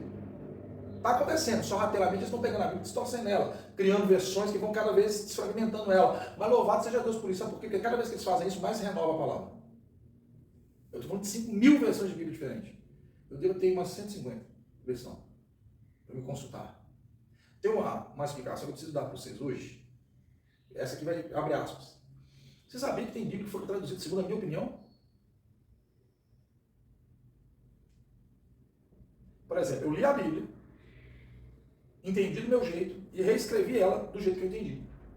Tem essas Bíblias aí, sabia? Não? Testemunho de Jeová. Tem mais de 5.000 alterações na Bíblia do Testemunho de Jeová. Segundo o pastor que fundou a igreja do Testemunho de Jeová, alterou a Bíblia. É a única Bíblia que coloca o verbo em letra minúscula. Tem uma Bíblia de um camarada, essa nova linguagem, nova tradução da linguagem de hoje. Rapaz, eu nunca vou ter tanta falha e erro igual aquela. Mas como é que eu consigo fazer isso? Porque eu tenho as originais. As originais de contextualizações. As ferramentas contextualizadas, que eu já expliquei. Ferramenta contextual. Aí quando eu baixo uma Bíblia que eu gostei da versão, mesmo que ela está um pouco distorcida, mas a forma que se colocou a palavra ficou legal, eu uso aquele pedacinho ali, eu uso. Fundamental nas outras 3 versões. Percebe? Porque nem tudo que você lê na Bíblia parece ser o que realmente é. Então, para que eu vou entender isso? Eu vou entender isso porque você não vai entrar num culto e vai pregar sobre isso. Você não tem como chegar lá e começar a falar, olha aqui, irmãos, o texto e tal. E eu já vi pastores fazendo isso. Mas fazem porque fazem. Pelo espírito de engano. Amém? Vocês entenderam? Então tem muita coisa na Bíblia que quando você descobrir a verdade vai te escandalizar. Mas é um escândalo que vai fazer você se tornar mais alinhado, mais justo, mais certo. A Bíblia não é extremos, ela não é nem agressiva nem passiva, ela não pode aceitar tudo e ela também não pode cortar tudo. Ela tem que ser assertiva, ela tem que estar ali no centro, ela tem que estar alinhada. Por exemplo, pode ter alguém na igreja bebendo cachaça? Pode. Prostituindo? Pode. Mas depois que passou do leite, que já chegou à maturidade espiritual, aí é uma questão de escolha, meu amigo. Quando a pessoa está bebendo por engano, é por engano. Prostituindo por engano, é por engano. Mas uma vez que foi revelada, se ele descobrir essa palavra, ele converte. Se aquilo que ele falou comigo for justo, se aquilo que ele conversou comigo for justo, for verdadeiro, que se ele realmente tivesse um entendimento, ele conseguiria. Esses, porém, contudo, não entenderam a difamação, e quando a tudo o que compreendem, por instinto natural, como brutos sem razão, até nessas coisas se corrompem. Ai deles, porque prosseguirão pelo caminho de Caim, e movidos pela ganância, se precipitaram no erro de Balaão e pereceram na revolta de Coré. Estes homens são como rochas submersas em vossas festas de fraternidade, banqueteando-se juntos sem qualquer recanto, pastores que a si mesmos apacentam, nuvens sem água, impelidas pelos ventos, árvores em plenas estações dos frutos, destes desprovidos, duplamente mortas, desarraigadas, ondas bravias do mar, em espumas as suas próprias sujidades, estrelas errantes para as quais tem sido guardada a negridão das trevas para sempre. Quanto a esses foi que também profetizou Enoque, o sétimo depois de Adão, dizendo: eis veio o Senhor entre suas santas miríades, para exercer juízo contra todos os paraconvictos, todos os ímpios, acerca de todas as obras ímpias, que impiamente praticam e acercam de todas as palavras insolentes de ímpios, pecadores proferiram contra eles, os tais são murmuradores, são descontentes, andando segundo as suas paixões, a sua boca vive propalando grandes arrogâncias, são adúlteros dos outros por motivos interesseiros, vós, porém, amados. E aí, o assunto anterior, ele vem para trazer um entendimento, faz uma exortação, explica quem são os caras e quais são as características deles. Se alguma dessas coisas você se encaixou, meu irmão, tem que mudar rápido. Tem que ter uma atitude rápida. Aí no verso 17 ele diz: vós, porém, amados, lembrai-vos das palavras anteriormente proferidas pelos apóstolos de nosso Senhor Jesus Cristo, os quais vos diziam: nos últimos tempos haverá escarnecedores, andando segundo as suas ímpias paixões. São esses os que promovem divisões sexuais, que não têm o Espírito. Vós, porém, amados, edificai-vos na vossa fé santíssima, orando no Espírito Santo, guardando-vos no amor de Deus, esperando a misericórdia do nosso Senhor Jesus Cristo para a vida eterna. E compadecei-vos de alguns que estão na dúvida, salvai-os, arrebatando-os do fogo. Quanto a outros, sedes também compassivo, temor, detestando até a roupa contaminada pela carne. A doxologia, irmãos, essa parte final aqui, talvez você tenha até curiosidade de saber, a gente se aprofundar. Eu vou deixar aqui, talvez, a pulga, se não o cachorro atrás da orelha, sobre a doxologia, é que dá para vocês aqui extrair quase que todo o Novo Testamento nessa doxologia, que é a capacidade de entender, de fato, os contextos bíblicos. Quando o texto diz assim, daqueles que ainda têm dúvidas, deixa eu falar uma coisa para vocês. O Edgar está gravando aqui, tá certo? Ele vai pegar um momento, talvez vai fazer um resumo, vai pegar e rever todo o vídeo, alguma coisa, alguma dúvida que ele tiver, e ele também cria provas, amém? É uma prova que está sendo criada. Essa prova vai ser jogada aí na internet, talvez, e isso pode propagar e ganhar notoriedade, tanto para o que é bom quanto para o que é mal. A gente sabe que pessoas vão usar disso aí para poder nos perseguir. Por quê? Porque deixamos aí os rastros, né, do amor de Cristo. Em outras palavras, o que eu quero dizer é o seguinte: você tem alguém que tem dúvida sobre o Evangelho? Traz para cá, irmão. Leva ele para a sua cela. Leva ele para o culto. Se de tudo ele não conseguir se sentir inteiro, ou seja, íntegro, cola nele. Cola nele até Cristo ser formado nele. Eu não ando com todo mundo a qual Cristo já foi formado. Eu ando com aqueles que têm necessidade da formação de Cristo. Faz sentido o que eu falo para você? Então veja bem, eu estou gerando como quem gera um filho. Eu estou gerando alguém que vai ser filho de Deus por meio daquele que é o caminho, Jesus. O Jesus lindo, o Jesus puro, o Jesus tranquilo, o Jesus que não põe peso, que tira fardo. Aquele que fala: aprenda comigo que sou manso e humilde, porque o meu fardo é leve. Esse Jesus eu estou formando dentro de você. Você está formado? Estou. Pronto, temos uma próxima igreja. Quando eu digo isso, para toda aquela projeção espiritual que está à frente, que ele fala aí, como é que você vai fazer para viver amanhã? Plantando hoje. Quando eu falo viver, é vida. Não é viver passar. Ah, vou passar por dia. Não. Viver é vida. Para você viver amanhã extraordinariamente, você tem que plantar hoje. Eu louvo a Deus pelos irmãos que compreendem isso e põem em prática. Mas viver hoje, fazer participante do seu próximo, daquilo que você tem feito, irmãos, é o grande segredo da palavra. E não pense errado não, se a pessoa vier receber essa palavra e não querer, amém, aleluia. Não foi isso que aconteceu com o Alexandre? O que aconteceu com o Alexandre? Você deu o exemplo da aula passada? Sim. Então, irmãos, na doxologia, eu não vou entrar, tipo assim, não vou aprofundar, só colocar na pulga atrás da orelha, é o seguinte, quando você pega a doxologia e consegue compreender, quando ele diz assim, o verso 24, olha, aquele que é poderoso, e aí você tem que entender, quem que é poderoso? Para vos guardar de tropeçar, para vos apresentar com exaltação, imaculados diante de sua glória, ao único Deus, nosso Salvador, mediante Jesus Cristo, Senhor nosso, glória, majestade e bem. Então, o que isso aqui significa, irmãos? O que isso aqui significa? Vou ler novamente, verso 24. Ora, aquele que é poderoso para guardar de tropeçar e para vos apresentar com exaltação, imaculados diante da sua glória. Ele está afirmando com todas as palavras de que quem é capaz de te guardar é Deus. E você vai encontrar outros textos que vai contribuir para essa mesma ideia. Isso é a doxologia. Aí nasceu-se uma doutrina chamada doutrina dos salvos para sempre. Uma vez salvo, salvo para sempre. Agora eu vou perguntar para vocês, salvo, salvo para sempre? Eu creio que sim. E aí, o Zé Antônio? Salvo. Uma vez salvo, salvo para sempre? Falando da competência daquele que vai te guardar de tropeçar. Daquele que vai te guiar, como o Espírito Santo de Deus. Salvo para sempre. Beleza, mas aí vamos lá. Pode decair da graça? Pode acontecer ou não? Pode. Quando cai da graça? Aí não é salvo para sempre. Aí não é salvo para sempre? E aí, Diário? Não, de tudo que eu já vi até hoje na Bíblia que eu tenho meditado, eu me levo a crer que, uma vez tendo experimentado o Espírito Santo de Deus morando dentro da pessoa, é impossível ele decai. a pessoa decair da graça. Está escrito. Está lá em Hebreus. Eu, assim, agora tem outros textos que pode levar ao entendimento assim, mas a Emanuele, minha filha, me perguntou outro dia, pai, se eu pecar, eu vou para o inferno? Eu não.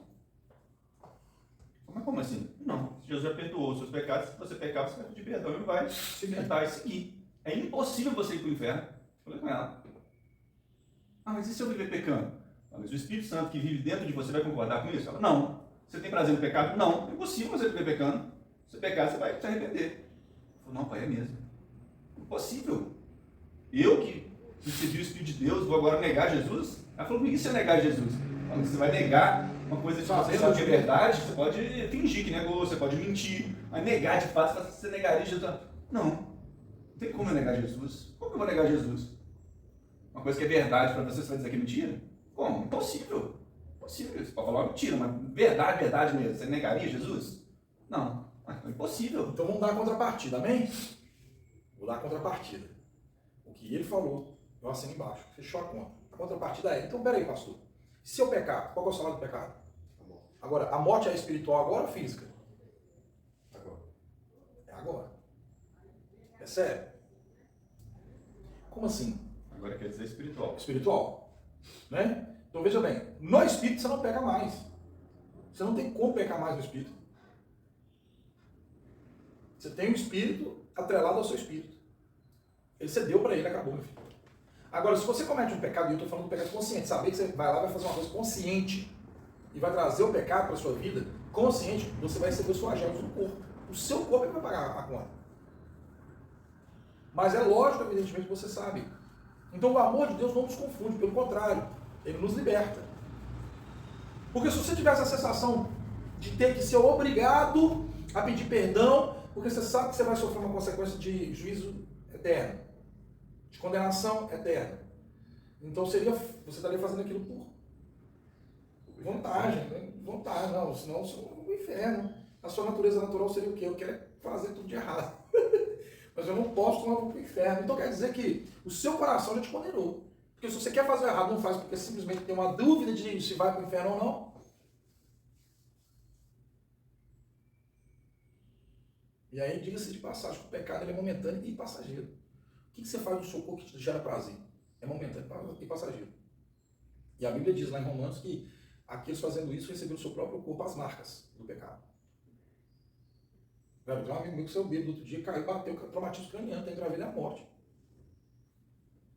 Recebeu no seu próprio corpo as marcas. É um cristão. Vai ser salvo? Vai. Só não tem como negligenciar os fatos. É o que o Diego está falando. Então, é impossível. Aí ele dá, o autor de Hebreus dá a ideia, se acontecesse. Se acontecesse. Se acontecesse. É uma ideia. Condicionada a se acontecesse. Não vai, mas se. É impossível restaurar. Seria necessário crucificar o Rei da Glória. Lembra do texto de Hebreus? Se é necessário. Não foi glorificar Jesus? Era necessário tirar ele da glória de novo, crucificar ele de novo, para que restaurasse aquela pessoa de novo.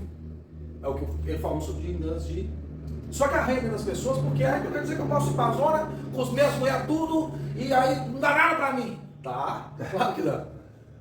Não seja, né? É a contrapartida que eu estou dando. Não, o salário do pecado é A. Então quer dizer que se você está em Cristo, viver em Cristo é lucro. Viver em Cristo é lucro. Morrer para Ele é lucro. Morrer para Ele é lucro. Viver para Ele é lucro. Mas você tentando salvar a sua vida, perder ela A, que é a motivação do cara que tem medo de ir para o inferno. Vai lá, fica 40 dias sem comer carne, no final dos 40 dias vai para a churrascaria. Pensando que aquilo é um ato de santidade. Eu estou falando de religião. A tentativa do homem de se ligar a Deus. E aí?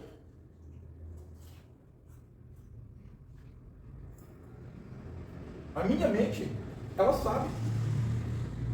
O órgão excretor do seu corpo é o quê? O órgão Excretor do seu corpo é o quê? excretor seria o quê? Você não sabe o que significa excretar? Não. Todo órgão tem um depósito, tem uma reserva. Quando aquela reserva é anulada, o seu corpo elimina. Então todo o corpo tem a capacidade de reter uma quantidade de algum tipo de alimento durante algum tipo de tempo. Mas quando aquele alimento já não tem mais aquela, vamos falar, finalidade, o próprio corpo ele vai expelir. Aí você tem lágrimas, você tem cera de ouvido, você tem escavaio de sono, você tem a mucosa né? Você tem a saliva, você tem a urina, você tem o bolo fecal, você tem uma série de coisas. Tá certo? Mas tudo isso está anunciando o quê? Que dentro você tem reservas. Certo? Então o que a Bíblia faz? Ela te enche para quando vier os problemas, você sabe como lidar com eles. Essas reservas espirituais, nesse contexto, é que te salva você de qualquer coisa que venha trazer um problema lá na frente. Eu entendi, pastor, mas o que seria a ideia? Então tudo que o seu corpo entende ser ruim, ele elimina. Agora você imagina o seu espírito. Se o seu corpo já tem essa sabedoria incutida nele, sendo você ou não co-participante, porque se você só é co-participante, você decide pôr o alimento para dentro, essa é a sua parte, mas quem põe para fora não é você. Então você imagina, se o seu corpo tem essa sabedoria, com essa graça de eliminar aquilo que não presta mais, seu corpo, meu filho, imagina o seu espírito. Como que, aí eu voltando ao que ele falou, como que a sua mente vai estar conivente com uma coisa que vai estar em paz? Não, eu roubei, sabe, eu estou em paz. Tem um dinheirinho que está na minha conta. Eu estou dó. Você nem dorme, meu filho. Sua consciência não deixa dormir. Aliás, provavelmente 99,99% das coisas que as pessoas fazem é por alguma consciência de peso na consciência. Tira a própria vez por causa do peso da consciência, entra em depressão por causa do peso da consciência. Não quer aliviar, não quer, né? Aí ele engorda, emagrece, dá problema, doença, câncer, uma porrada de coisa, porque ele não consegue se liberar. Se isso é verdade, não, eu nunca vou ter câncer. Entende? Como assim? Jesus disse, não é o que entra pela boca que mata o homem, mas sim o que ele que sai. Porque olha pra você ver, eu saio, eu comi, por exemplo, uma comida ruim, e eu declaro, eu sou sarado e curado. Quem vai vencer? A minha fala ou o que eu comi? Bom, é isso que eu estou vivendo hoje. Eu necessitei de um valor financeiro, Deus usou pessoas para me abençoar. E chegou. Eu não estou falando que nós aqui todos não estejam necessitados em alguma área específica. O que eu estou tentando abrir a cabeça é o seguinte, Ele é poderoso para suprir. E quando chega? Às vezes você não entendeu. Às vezes foi os R$5 do irmão, o 100 do outro, o 1.000 do outro, que me fez eu pagar a prestação. Entende? Do aluguel da igreja. O que tinha 100 foi posto no coração do 100. O que tinha 5 foi colocado no coração do 5. Cada um contribua aquilo que está proposto no coração. Sem tristeza ou angústia. Porque Deus ama aquele que dá com. Aí, chegou o recurso, eu paguei. Louvado seja Deus. Mas o cara fica ali relutando R$5 no bolso. Pô, se eu tirar esses R$5 aqui, nossa, o que eu vou arrumar amanhã? Eu tenho que pagar passagem. Tipo essas coisas. O outro mandou um valor muito expressivo que você pensa assim, nossa, meu Deus. Aí você que pensa. E agora? Aí o Espírito fala, não, com ele eu vou suprir, esse que também eu vou suprir, e esse que também eu vou suprir segundo a fé de cada um. Fica tranquilo, não é eu não, sou Deus. Pega e paga, meu filho. Amém, Senhor. E eu só me sinto sendo canal para isso. Eu não me sinto assim. Eu vou até falar um negócio para vocês dois aqui, e aí vocês não ficam assustados, não. Não fica assustado, não. Quando você se tornar um milionário, e eu estou falando de ter muito dinheiro na sua conta, você sabe aonde vai estar a sua gratidão? Ou pelo menos deveria estar. E aí essa gratidão faz com que você faça coisas altruístas. Por quê? Porque é assim Jesus opera. Então Jesus, sendo milionário, sendo rico, ele se fez pobre. Para que você se tornasse o quê? Agora, quem disse isso fui eu? Não. Então quando você estiver lá, você vai ter gratidão comigo? Não. Você vai ter gratidão com quem? Então aí é que está o X da questão. Nós queremos que seja mais difícil aquilo que Jesus fez para ser fácil. Percebe? A boa notícia, Zé Antônio, você leu um livro inteiro da Bíblia hoje comigo. Você leu o livro de Judas. Agora 66 livros, só falta 65.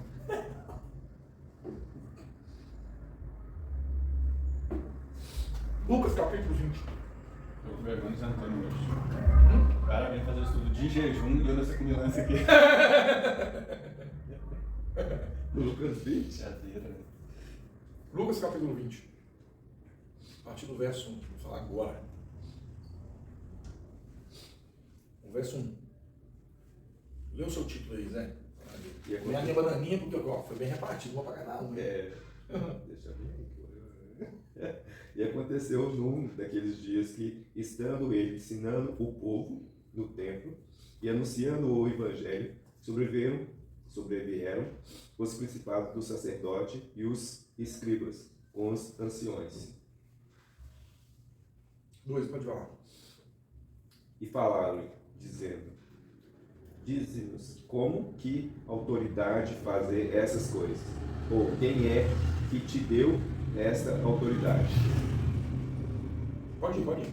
Como disse você falar. E respondendo ele, disse-lhe: também eu vos farei uma pergunta. Dize-me, pois, o batismo de João era do céu ou dos homens? E eles arrazoavam entre si, dizendo: se dissermos do céu, ele nos dará então por que o não credes. E se dissermos dos homens, todo o povo nos apedrejará, pois tem por certo que João era profeta. E responderam que não sabiam de onde eram. Zé, deixa eu te falar. Esse momento aqui, Jesus ele está sendo arguído pelos os homens que mais conheciam a Bíblia. Não era qualquer um. Então eles queriam ver até que nível de conhecimento Jesus tinha, para poder assim, ter um guia a usá-lo. Eles queriam criar uma situação contra Jesus. Afinal de contas, a fama de Jesus crescia. E ela crescia de uma maneira exponencial, ou seja, ela estava tão rápido, que estava incomodando eles. Eles queriam realmente testar esse Jesus. E quando eles chegam para Jesus e fazem uma pergunta, eles perguntam assim: qual autoridade você faz isso? Qualquer outra pessoa desprovida de entendimento, eu falava: foi Deus que me mandou. Seria o suficiente. Eles apedrejaram e mataram Jesus. Jesus sabia. Por que Jesus sabia? Existia um camarada chamado Bar Jesus, que foi apedrejado até a morte. Jesus sabia. E não só esse, mas outros, que vinham como Cristo, e foram apedrejados até a morte. O próprio Gamaliel ele sugere essa ideia: vocês lembram daquele tal de fulano? Se ele for o Messias, como se diz as Escrituras, vocês nada vão poder fazer. Mas se ele for igual aquele outro, logo você for de pai e acaba. É sério? Então quer dizer, eles estavam tentando pegar Jesus numa falha. Eu te faço uma pergunta. Eles estavam tentando pegar Jesus numa falha porque eles tinham certeza que aquele ali era o Messias ou não? Agora eu vou te fazer uma outra pergunta. Na aula passada, você me falou que Satanás, como é que é? Satanás, ele não tinha certeza, mas Jesus, quando ele se declara, né, que Satanás... Sim, aí ele sabia que ele era. Ah, tá, não, acho que ele respondeu a pergunta já. Não é? Porque Jesus sentou no trono de Davi, a qual tinha um espaço para o escriba e um espaço para o sacerdote. Aí ele sentou no meio com o livro, eu pego o livro, o pergaminho de Isaías, exatamente aquele que nós já conversamos anteriormente, lembra? Então, nesse caso, nesse momento aí, Satanás ele já sabia.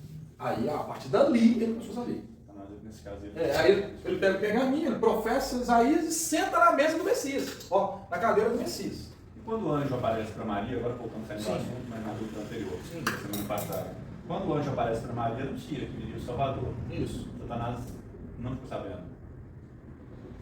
Também, a Simeão sua pergunta também, é bem coerente. Simeão também, quando Simeão recebe Viu ele, Jesus, eis aí que... ele dá uma declaração também, né? Sim. Depois também, quando João Batista está no ventre ainda da mãe dele, aí Isabel declara, né? Esse é o nosso Salvador. Aí a barriga dela se cresceu. Chegou a mãe do meu Salvador. Sim.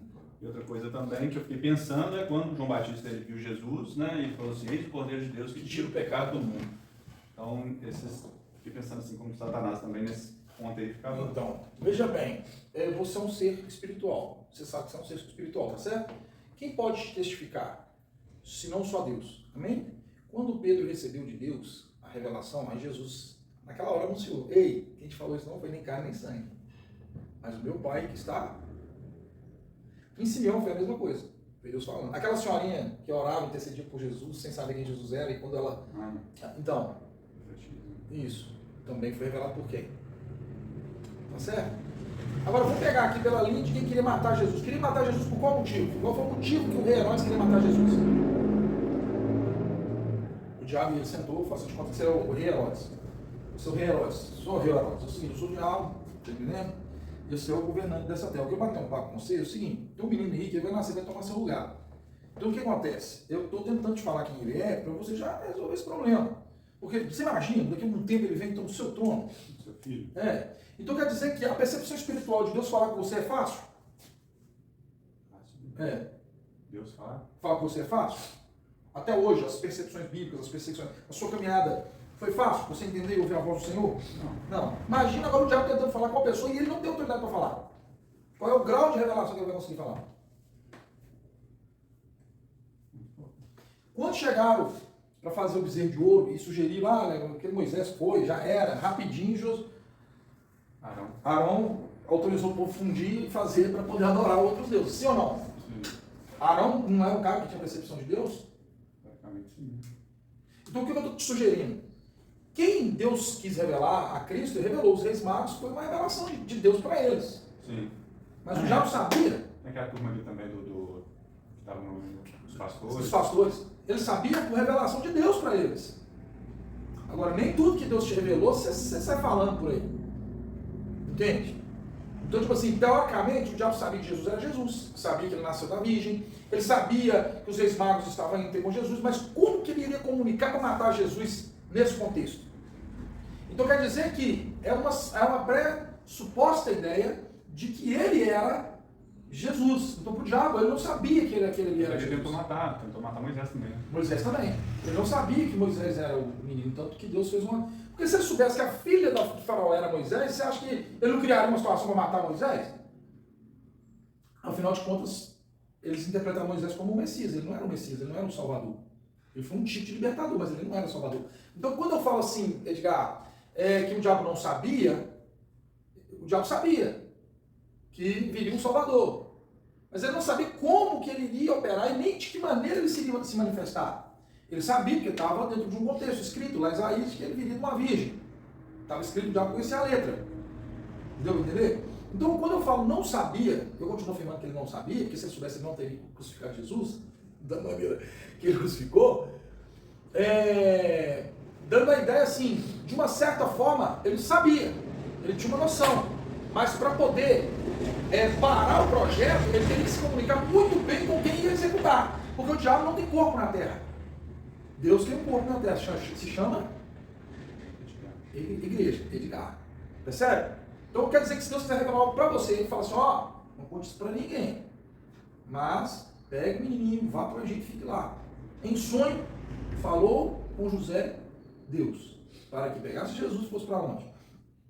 E agora pensando aqui, repensando o que eu falei também, foram coisas que foram realizadas, mas foram escritas posteriormente, né? Então, aí a pessoa que está escrevendo, ela está trazendo a ideia. Porque, por exemplo, quem escreveu a respeito de muita coisa que eu falei aqui foi Mateus. E Mateus escreveu depois que Jesus tinha morrido e ressuscitado. Hoje eu sei, mas antes conflitava. Aquilo lá que foi uma virgem, que foi tudo e tal, daquela forma, foi escrito porque com certeza Jesus transmitiu, né? Sim, os 40 dias Jesus andou sobre a terra destruindo os apóstolos. Esses 40 dias não tem ele escrito. Não claramente. Indiretamente nós temos escrito. Então vamos supor assim, qual é o problema? Porque esse bater o martelo é muito complicado, eu ficar batendo martelo assim é muito complicado, mas para te dar um entendimento, às vezes eu bato o martelo, mas só para te dar um entendimento. Então, já sabia? Não sabia, porque se você soubesse, você tinha que ir direto lá matar o menino. Qual é o papo do rei Herodes com os reis magos? Na hora que você souber onde ele está, você me fala que não poder ir lá também cultuar ele. E o anjo aparece para os reis e fala o que para eles? Vai pelo outro caminho. Sim ou não? Aí eu te pergunto, o diabo não sabia? Não, não sabia. Boa. Nossa, agora sim. Obrigado, Espírito Santo. Agora vai ficar certo do bolo. Presta atenção. Aqui agora, por lugar. O diabo é onipotente, onipresente, onisciente? Não. Ele pode estar em todos os lugares? Não. Então como é que o diabo faz para saber? Uau. É o Espírito Santo, você tremendo. Esse é o Espírito que faz isso com a gente. Uau. Como é que ele faz para saber? Quando o seu nome é escrito no livro da vida, essa lista está disponível no mundo espiritual. Então veja bem, não tem essa frase que eles falam, quem é do diabo, o diabo não se incomoda. Não é porque quem é do diabo, o diabo não se incomoda, é porque o nome ainda não está escrito no livro da vida. Esse cara ainda não é um filho, ele é uma criação de Deus. Assim como um cachorro, um gato, um porco. Mas quando alguém aceita Jesus, automaticamente o nome é escrito no livro. E quem tem acesso a esse livro? Percebe? Aí eu estou dizendo eu, não a palavra, amém? Eu que estou fechando a conta nessa linha de pensamento. Então aqui, ó. O nome dele está no livro da vida. Então o diabo vai perseguir quem? Quem está no livro da vida. Então como que ele pode vir influenciar ou querer fazer alguma coisa contra a sua vida? Se ele não pode estar em todos os lugares ao mesmo tempo. Então qual é a ideia do diabo? Ele vende o comércio dele. E ele acha pessoas que pegam esses comércios. Percebe? E esses comércios é que estão recheados de pecados, recheados de falha. Aí, se você comprar a ideia, acabou. Então quer dizer que, literalmente falando, o diabo ele não vai vir aqui pessoalmente, Edgar. Então quer dizer que você está...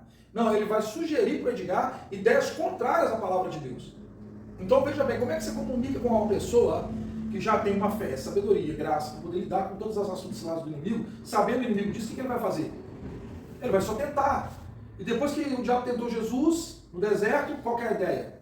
Esperou uma oportunidade mais à frente para poder tentar. Agora deixa eu te fazer uma pergunta, por que o diabo não tentou Jesus antes? Aí, falando sobre a ótica do autor, tá certo? O autor escreve. Então vamos lá. Jesus chega em João Batista.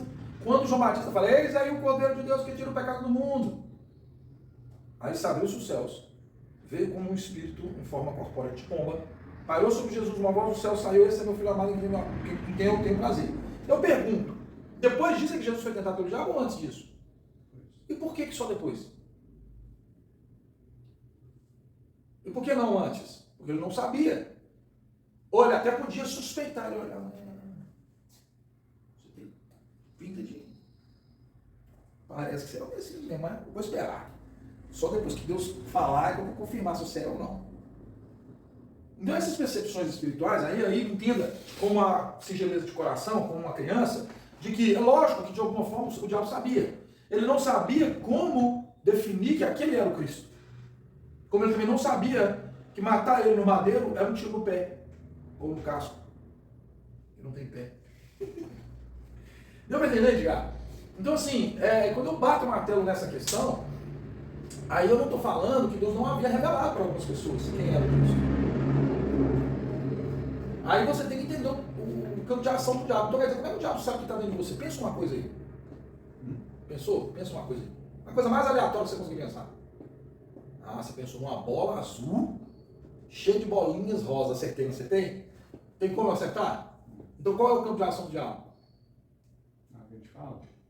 Os anjos não ouvem? O diabo também. A ordem que você dá aqui, o diabo ouve. É quando você ora, irmão, por que oração é importante? E quando a gente fala o diabo, a gente está generalizando, né, mas os seus demônios, né? É os demônios. O diabo ele é um só, né? É um só. Ele não tem esse poder. Eu acredito que ele deve estar agindo lá em Israel. Já tá caçando. Importante. Tipo isso. A ideia lógica é essa. Você deve deixar uns subalternos aí. Só para poder atormentar. Aqui no Brasil deve ser só os piorzinhos que ficam aqui. Os grandão não ficam aqui. Entendeu? É mais ou menos isso. É uma ideia de lógica, que dá mais lógica é essa. Então veja bem, pensa comigo. Quando você olha para o povo mais próspero da terra, não é Israel, então o campo de ação maior do diabo tentar atrapalhar ali.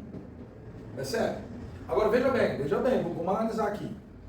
Tem como, quando o Simeão olhou para Jesus e o diabo falasse, não, o Simeão falou, ele é o Messias, vão matar ele. Tem como? Não tem. Pensa. Os meus olhos viram a salvação. Lembra agora, você agora tem que me ajudar, meu filho. Você que colocou a pauta aqui, você tem que me ajudar. Quais são os textos? Vamos lá. Aonde que está? Não. as palpas. Quando Simeão viu Jesus, o que Simeão falou? Os meus olhos veem o quê? Salvação de Israel. Pronto. O que significa o diabo? Vindo da parte de Simeão, nada. Porque quantos viram, vários vindo e dizer, aquele ali é o Messias, ó. Foi ou não foi? Ou não? Deu para entender? Então vamos pegar aqui. Os reis magos sabiam que Jesus Cristo era o Senhor? Sabiam. Mas como que eles foram guiados até Jesus? Estrela. Era uma estrela. Literal. Veio, desceu do céu. Pairou sobre assim. Vem cá que Jesus é assim. Eles fizeram um cálculo. Aí a estrela botou um acento do Google assim, em cima de Jesus. Foi assim. Então há um mistério aqui, Edgar. E não é tão mistério assim. É uma questão de raciocínio lógico. Então você não foi revelado. Se tivesse sido revelado, o diabo tinha que matar Jesus direto. Não tinha que perder tempo. Então eu vou te perguntar, o diabo sabia? Agora, depois que o diabo se encontrou nele, aí sim, aquele é o Messias. A partir dali, todo o foco foi aonde? Em Jesus. E eu ainda te pergunto, os fariseus só sabiam que Jesus Cristo era o Messias? Só para me concluir aqui, irmãos. Acredito que sim. Então, mas com qual influência? Para a salvação, para a libertação do povo de Israel, para a condenação do próprio Cristo? E já estava escrito. Então não era outra coisa que tinha que acontecer, tinha que matar ele mesmo, tinha. E o que estava escrito era alienado a Deus? Deus foi pego de surpresa? Não. Então pronto. Veja bem, mesmo Deus tendo incutido tudo na palavra, o diabo, se ele soubesse quem Jesus era e todos os sinais que Jesus ia fazer, ele já teria pegado Jesus antes. Mas não pegou. Pegou quando? Quando Deus disse, esse é meu filho amado, em quem tem prazer. Ali naquele minuto, alguém proferiu uma palavra. E quem proferiu tinha autoridade para proferir. A qual todos ouviram uma voz do céu. Todos. Aí não está falando só de Jesus, uma coisa interna. Não. Uma voz foi aberta no céu e disse, esse é meu filho amado, em quem tem prazer. A partir dali eles começaram a continuar procurando outro Messias ou só perseguindo Jesus? Só Jesus. Estão entendendo? O diabo sabia? Sabia. Mas o que ele sabia? Qual era o nível de conhecimento que ele tinha? Só o que foi revelado. Até o dia que foi revelado. Então foi, no caso aí, foi revelado para o diabo, mas todos querem saber. Não, aí no individual, do que o Edgar falou, foi revelado pelo céu. Aí o céu quis revelar, revelou para os reis magos, revelou para o pessoal que estava no campo, os anjos chegaram, o pessoal que estava no campo falou, ó, fulano, pá, não sei o que, pá, né? Nasceu o seu Messias e tal. Veja bem. E uma outra questão aqui que o Edgar trouxe e era do meu conhecimento. Então não foi revelado através de uma estrela, onde foi revelado que aquele menino ali era Jesus, não. Não foi uma estrelinha voando no ar, assim, foi levando os reis magos, não. Foi uma sabedoria do céu que levou eles. A sabedoria foi colocada como estrela. A palavra usada ali para falar qual foi a sabedoria que eles usaram para chegar em Jesus foi a estrela. Entendeu? Aí se você for ficar, tem gente que quer explicar a estrela, né? Eu vou explicar o que é a estrela. A estrela. Porque nas constelações a estrela é feita de uma fumaça. O cara quer explicar isso. E isso não importa. O que importa é que o Messias nasceu. Né? Portanto, não é como quem chegou lá, mas como quem chegou lá, isso não importa. Mas quem é que está lá? Precisa. Eu sei que a resposta não foi tão satisfatória. Não, mas eu entendi. Entende? Mas porque a gente queria uma coisa mais contundente, né? Poxa, mas espera aí, pastor, tinha que responder mais. Mas eu estou falando que tem coisas que estão dentro de você que eu não tenho como eu saber. Muito menos o diabo. Então aí nós temos que entender o campo de ação do diabo. Ele sabe o que você está pensando? Não. Isso é bíblico? Sim. E quando que ele vai saber? E por que Deus quer que você fale? A Bíblia diz que antes que a palavra viesse à sua boca, o Senhor já sabia. Mas por que você tem que falar? Porque a regra de operação é, se eu falo, os anjos obedecem, porque é a palavra de Deus. Assim também o diabo vai saber, vai querer atrapalhar. Na hora que você está orando, vem o pensamento do céu e te dá uma imagem do céu. Na mesma hora, o diabo vem com uma dúvida e uma imagem do inferno. É assim ou não é quando você ora? É ou não é? E isso tem que estar claro na sua cabeça, meu filho, porque senão você vai ficar sempre voltando mais do mesmo. Aí vai voltar para as obras elementares. Deixa eu terminar, irmãos. Então ele fez uma pergunta para eles. Olha, verso 3. Também eu vos farei uma pergunta, dizendo-lhe, o batismo de João é do céu ou dos homens? Então eles razoaram entre si. Se dissermos do céu, ele dirá, por que então não acredita nele? Por quê? Porque eles não acreditavam, porque a lei judaica não acreditava no batismo do arrependimento. O batismo do arrependimento foi colocado pelo João. Mas se dissermos dos homens, o povo todo nos acreditará. Por quê? Está convicto de ser João um profeta, a fim de responderem, não sabiam. Então Jesus replicou, pois nem eu vos falo, com que autoridade faço essas coisas. Presta atenção. O que Jesus sugeriu é o seguinte, vocês que deveriam saber que o batismo de João é do céu, vocês que deveriam saber, no entanto, vocês não contribuem. Então, se vocês não sabem que a autoridade que ele faz vem do céu, porque não foi você que constituiu João, quem que constitui pastor? O pastor derramou o óleo na minha cabeça ou o Deus que está no céu? Deus. Então por que você não é capaz de crer que eu sou constituído por Deus? É mais ou menos isso. Porque tem gente que devia ter dúvida, será que esse cara é pastor mesmo? Já falaram, irmão, na minha cara, vocês acreditam? Você não é pastor? Bosta, não. Eu não, homem. Cara, pastor moleque. Já falou comigo assim, desse jeito, eu tô falando aqui. Você passou coisa nenhuma, não. Só um moleque. Desse jeito, irmão. Amém, irmão. Você tem razão. Na sua ótica, eu não sou pastor. Assim como na ótica de muita gente, Deus não existe. Aí o problema é assim, meu filho. Então, para quem não crê, Deus não existe. E quando chegar o dia dele clamar a Deus, se ele não acreditava antes, você acha que vai ter alguém para clamar? Você entendeu, Zé? Não. Então eu vou explicar. Presta atenção.